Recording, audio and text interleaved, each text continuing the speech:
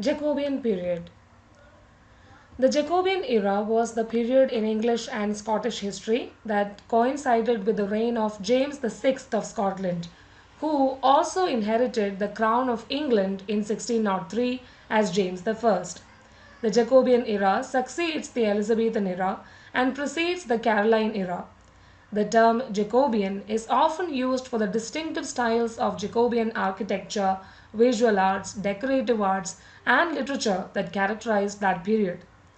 A notable event of James's reign occurred on 5 November 1605. On that date, a group of English Catholics, including Guy Fawkes, attempted to assassinate the king and destroy Parliament in the Palace of Westminster. This attempt, popularly known as the Gunpowder Plot, was however exposed and prevented, and the convicted plotters were hanged, drawn, and quartered. The successor to Elizabethan literature, Jacobean literature was often dark in mood, questioning the stability of the social order. Some of William Shakespeare's greatest tragedies may date from the beginning of the period, and other dramatists, including John Webster, were often preoccupied with the problem of evil.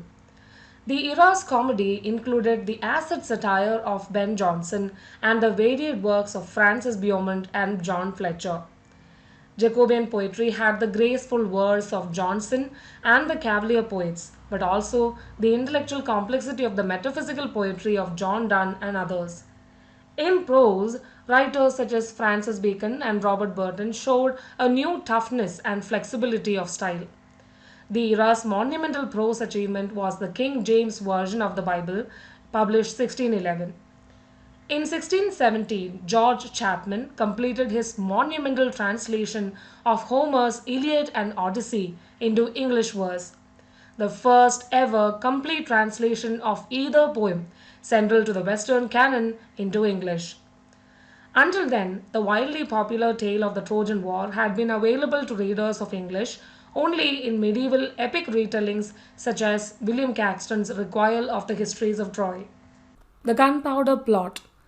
The Gunpowder Plot, also known as the Gunpowder Treason Plot, was a failed assassination attempt against King James I of England in 1605. Led by Robert Catesby, English Catholics aimed to restore Catholic monarchy and end persecution. The plan was to detonate gunpowder beneath the House of Lords during Parliament's opening on November 5, 1605, igniting a rebellion.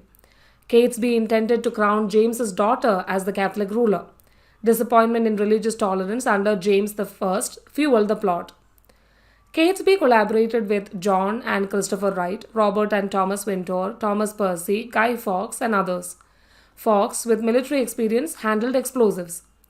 An anonymous letter to Lord Monteagle exposed the plot on October 26, 1605. On November 4, 1605, Guy Fawkes was apprehended guarding gunpowder in the House of Lords. Conspirators fled but were eventually captured. At trial in January 1606, 8 conspirators, including Guy Fawkes, were convicted and sentenced to death.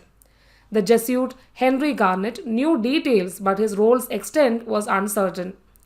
Anti-Catholic laws followed the plot's discovery, yet some loyal Catholics held significant positions during King James's rule. The thwarted plot was commemorated through sermons, church bells, and evolved into bonfire night. History of Bible translations. Bible translations into languages of the English people can be traced back to the late 7th century, including translations into Old and Middle English. More than 100 complete translations into English have been written so far. Bible translation activity then spread from Syria over the following centuries into Armenia, Georgia, Samarkand, and beyond. The Septuagint was almost always the source text for the Old Testament. This was a translation from Hebrew into Greek, completed around 130 BC for Greek-speaking Jews. Bible in Old English period. Around 382 AD, the Pope commissioned his secretary Jerome to produce a new translation of Bible in Latin, as the Septuagint-based versions were rather messy. Jerome set about the task with reported trepidation and great seriousness. He learned Hebrew and, thanks to the work of Origen, was able to access scripture texts in both Hebrew and Greek. The remark attributed to him that ignorance of Scripture is ignorance of Christ reveals something of his passion. The Bible in its entirety was not translated into English until the Middle English period, with John Wycliffe's translation in 1382. However, in the centuries before this, many had translated large portions of the Bible into English. Parts of the Bible were first translated from the Latin Vulgate into Old English by a few monks and scholars. Translation in the Middle Ages. John Wycliffe emerged in 14th century England as a high profile opponent of privilege and power in the church. Towards the end of his life, he expressed his convictions by translating the scriptures from the Vulgate into Middle English for ordinary people. After his death, Wycliffe was excommunicated, his body exhumed and burnt. But unlike those before him, Wycliffe had an effect that rippled across Europe. Jan Hus and others in Prague produced scriptures in Hungarian and Bohemian. Jan Hus was also declared a heretic and promptly burnt at the stake. New resources. Two events in the 15th century changed the course of Bible translation like little else. Gutenberg's development of the printing press is well known, but the fall of Constantinople in 1453 is often overlooked. Knowledge of and access to the Greek and Hebrew texts had dried up in the Western Church. The Eastern Church had kept this ancient knowledge, so when Constantinople fell, scholars fled westwards, clutching their Greek and Hebrew texts. They ended up in Paris, London, and Rotterdam. It was Erasmus of Rotterdam who produced an edition of the Greek text of the New Testament in 1516. William Tyndale's translation of the Bible. William Tyndale's translation of the Bible into English in the 1530s stands out for English speakers. He coined so many expressions that communicated powerfully. His use of the archery term for missing the mark to sin was masterful. So was his ingenious invention, at-one-ment.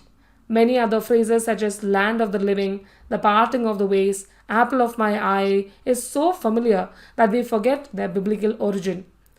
The King James Version, published in 1611, retained much of Tyndale's groundbreaking work.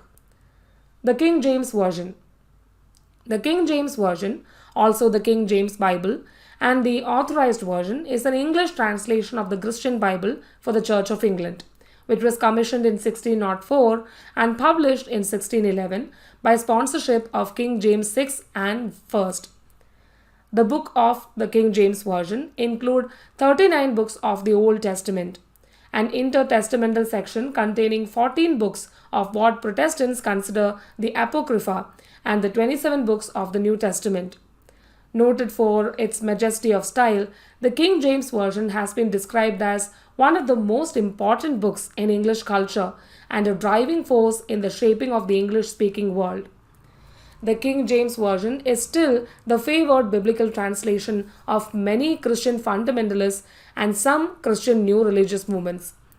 It is also widely regarded as one of the major literary accomplishments of early modern England. A complete new King James Version with modernized spellings was published in 1982. The first complete English language version of the Bible dates from 1382 and was credited to John Wycliffe and his followers. But it was the work of the scholar William Tyndale, who from 1525 to 1535 translated the New Testament and part of the Old Testament, that became the model for a series of subsequent English translations. All previous English translations culminated in the King James Version, which was prepared by 54 scholars appointed by King James I. Avoiding strict literalism in favor of an extensive use of synonym, it was a masterpiece of Jacobean English and the principal Bible used by English-speaking Protestants for 270 years.